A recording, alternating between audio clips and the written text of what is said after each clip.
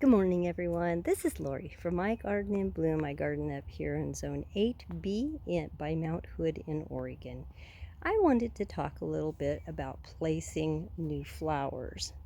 It's almost mid-July, and I'm still buying some flowers. Somehow my car seems to just veer over to that nursery. I don't know how that happens. But lots of times when I get newer flowers, and here I have everything in place in the garden, so I'm trying to find the best place to plant those. It's a little bit harder to plant because, most of the spaces are taken up, but I also want them, which is a good thing, to look good and with the other flowers that I have in my garden. I've toured this garden many times with you. It is I call it my front yard garden. It's the garden that I see when I look out my front door. What caught my eye at the nursery, and I just had to have, is this perennial lobelia. I know most of us are used to the little blue flowers. Well, actually, they come in blue and white and purple that we put into planters. This is actually a perennial, and you plant it into the ground. I didn't know that these even existed until probably, last year because I bought one. The one that I bought last year, I put in the wrong place. I could see during the summer that it really wasn't a good place to plant it, and I waited through the winter to see how it would overwinter, and it did pretty well, and then I moved it. It hasn't bloomed yet, and actually the perennial lobelias, they bloom towards the end of the summer and the fall. So they're really a good addition to your flower bed because it is something you want, something in your flower bed that's going to be blooming, at different times. If you had all tulips and they just bloomed in the spring, then you didn't have anything the rest of the year. That would be a boring garden. So you try to have things that are going to be blooming. This will bloom clear until we get our first frost. So what I do when I get a new plant like that and I'm trying to decide where to plant it, I keep it in the pot and I move it around. I have had this plant, this lobelia, perennial lobelia, probably in like 5 different places in the garden for 2 days. I walked around and placed it in different places. I think I found the perfect place for it. Just a little corner of my front garden bed. The other things that I have in here are some calla lilies that this group didn't. It's the first year I had them planted here.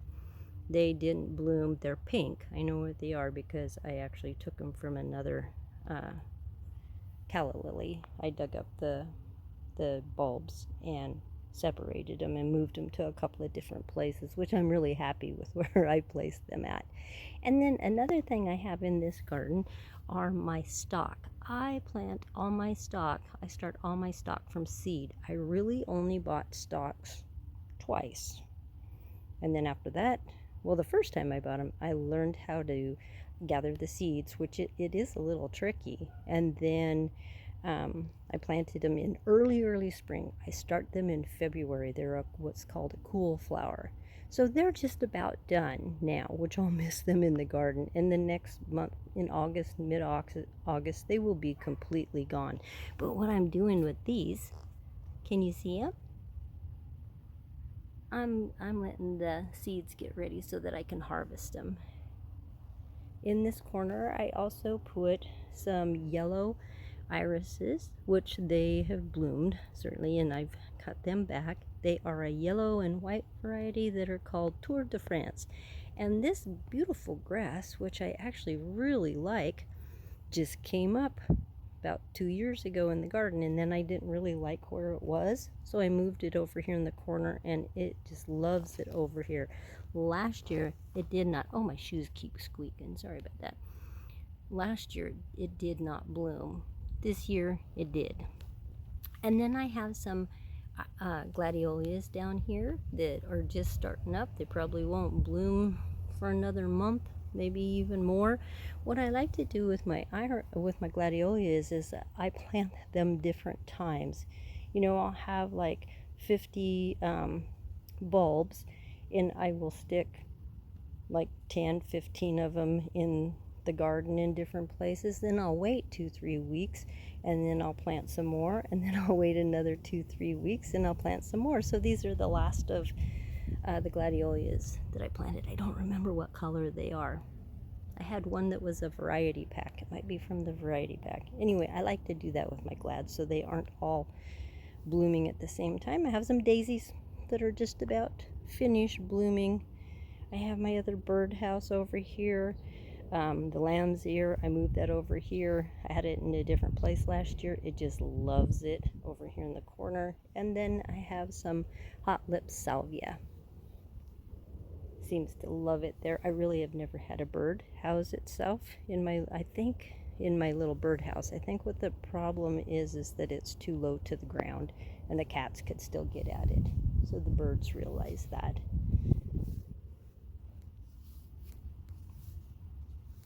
Somebody walking their doggies. So I just wanted to talk to you about moving things around. When you first get a new plant, keep it in the pot, move it around, see where it would best be planted. I think this perennial lobelia is going to love it here. I love it here. Just the color it adds to. I have a lot of light purples, dark purples, shades of green, some white. I have some more white over here with some Luma daisies. The ruby spider lily only has one bloom on it today, but I think tomorrow it might have about 5 or 6. You never know, every day. And I have blues and purples from perennial salvia, and from my larkspur I have a lily back there that is just about finished blooming, but it has 2 buds on it, so it's going to bloom some more. I hope everyone is getting out in their garden, and even if you're finding new things to put in your garden this time of year, just make sure you find the right place for them, and they'll look beautiful. I hope you have a great day, and I will talk to you soon.